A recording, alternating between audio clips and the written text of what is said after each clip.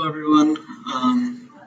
Let's go over concave mirrors, and we're again going to be looking at light in the form of a ray.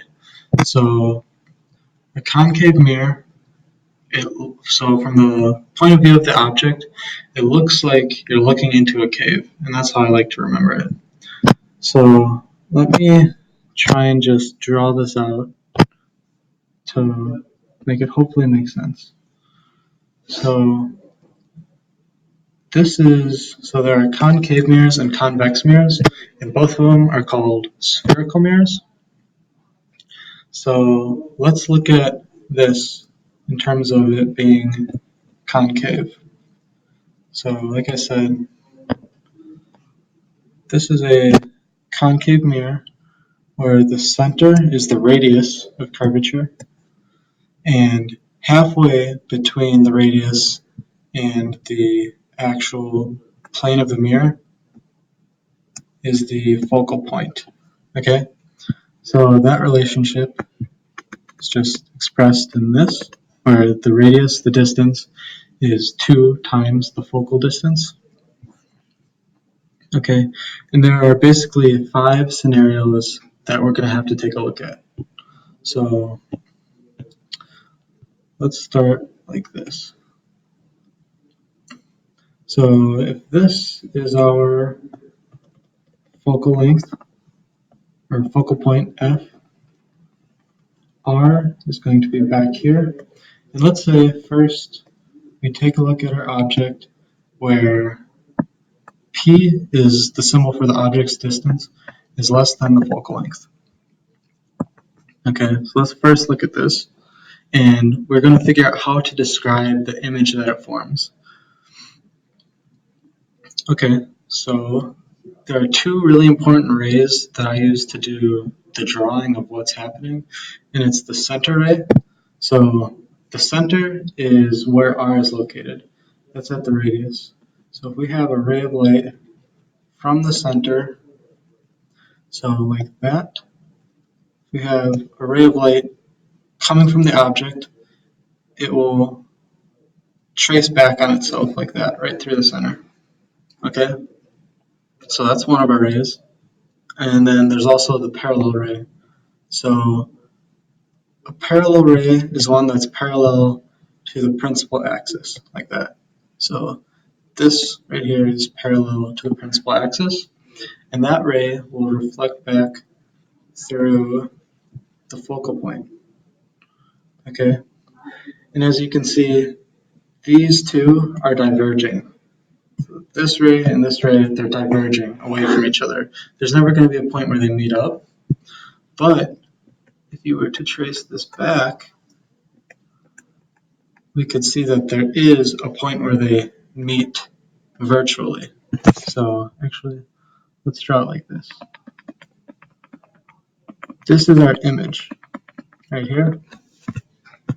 So the image we see is virtual because it's not, the rays aren't actually converging at a point. It just kind of looks like that's where they're coming from. So when the object is closer to the mirror than the focal length, our image is virtual, it's upright, and it's also enlarged. Okay, so now let's take a look at concave mirrors as well, but with our object in a different spot. So again, let's just have this as the focal point and this as the center or the radius. And now let's put our object right there. So again, we can draw this ray, the center ray, which just reflects back on itself like that, and a parallel ray that will reflect through the focal point. And now, I might not have drawn this exactly to scale, but we can see that these 2, the center ray and the parallel ray, are parallel to each other. So in that case, there's never going to be a point where these meet up. So they're always going to stay parallel and the rays will never intersect. So in that case, an image doesn't form. And so let's draw this. The object is at the focal length. The image does not exist. So another way of saying this is that the image is located at infinity. So that's important to know. So this is our second scenario. And let's keep going. So let's draw another concave mirror. And let's set this is the focal point. This is the radius. And now we shift our object back again so that we started with it being less than the focal length, at the focal length. And now let's put it in between the focal length and the radius.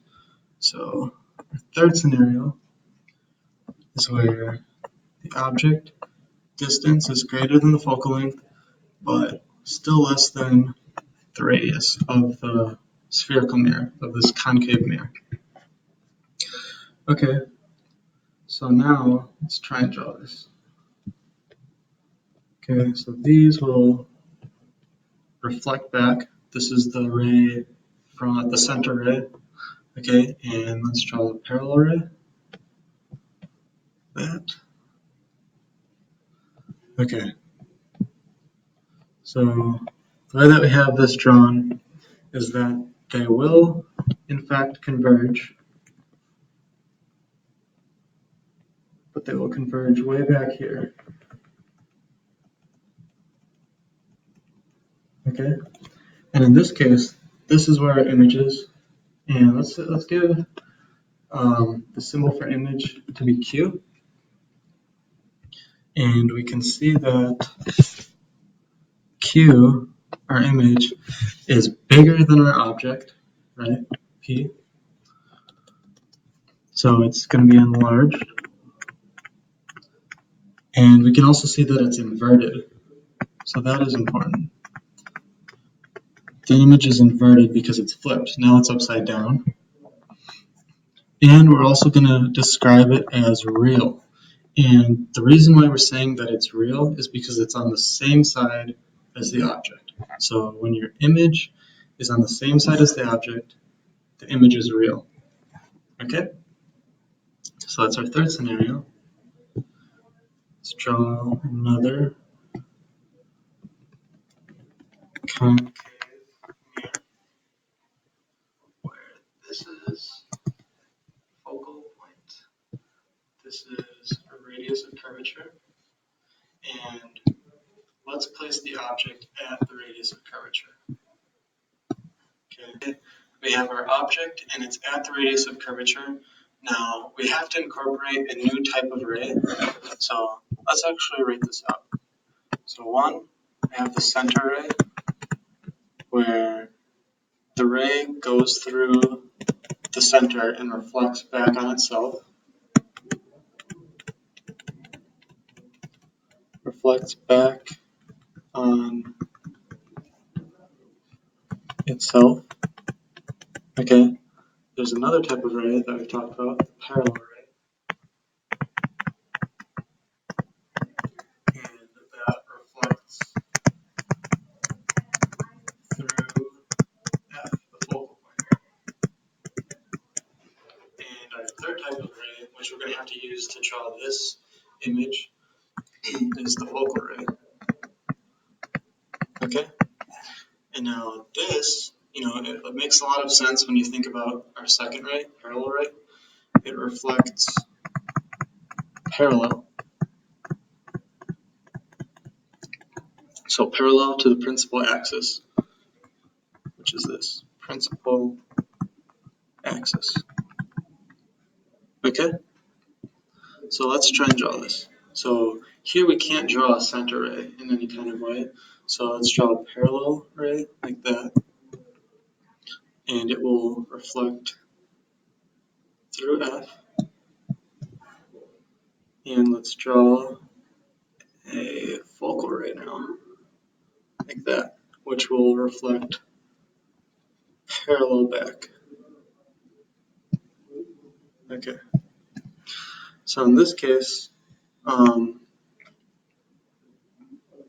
I've tried to draw it to scale, but it's not exactly to scale.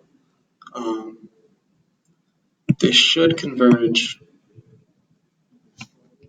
right here. This should be the image that converges. And the important takeaway is that when P equals R, so our fourth scenario, our image is real because it's on the same side of the mirror as the object. It's inverted, it's flipped upside down, and it is the same size. So this is the important part, that it's the same size. Okay, and let's look at one last condition for a concave mirror. Okay, so let's say this is F, this is R, and we place our object outside both of these. Okay, so now what happens?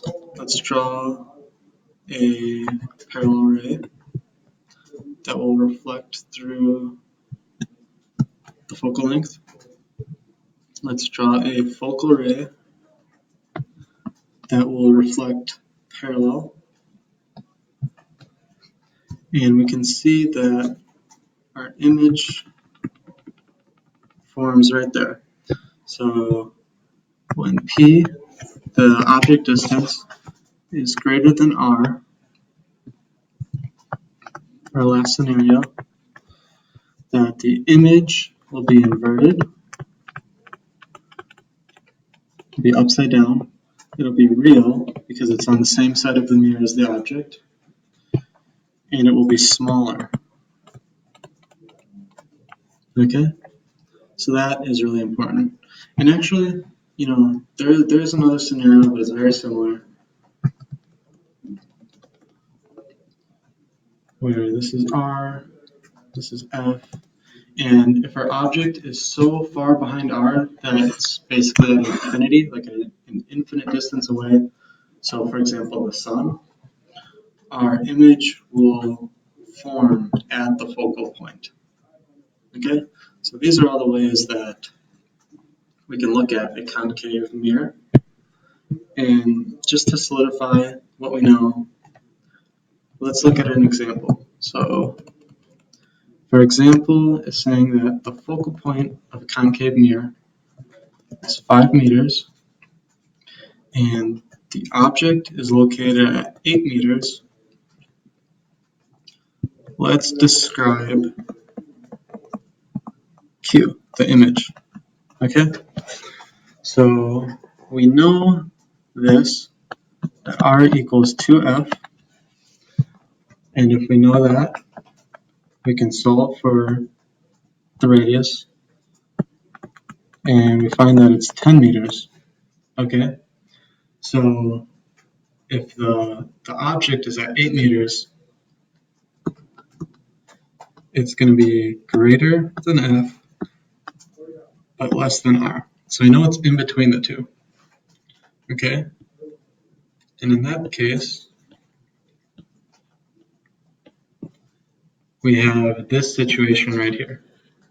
So our object P is located between the focal point and the radius. So to describe the image, we can say that it's going to be enlarged, inverted, and real. Okay, so therefore Q is enlarged, inverted, and real. Okay, and let's look at one more example where let's say the object is at 1 meter, the focal length of this mirror is 7 meters, and again, let's describe Q. Okay, so this brings us back to how we started, where P, the object's distance, is less than F. Okay, so we're really close to the mirror. Right. So in this case, we're going to have an image that is virtual, so on the other side of the mirror as the object, where the rays do not actually converge, but it appears that they're converging. So the image is virtual, it's upright, and it's enlarged. Okay, so then we would say that Q is virtual, upright, and enlarged. All right, thank you for watching.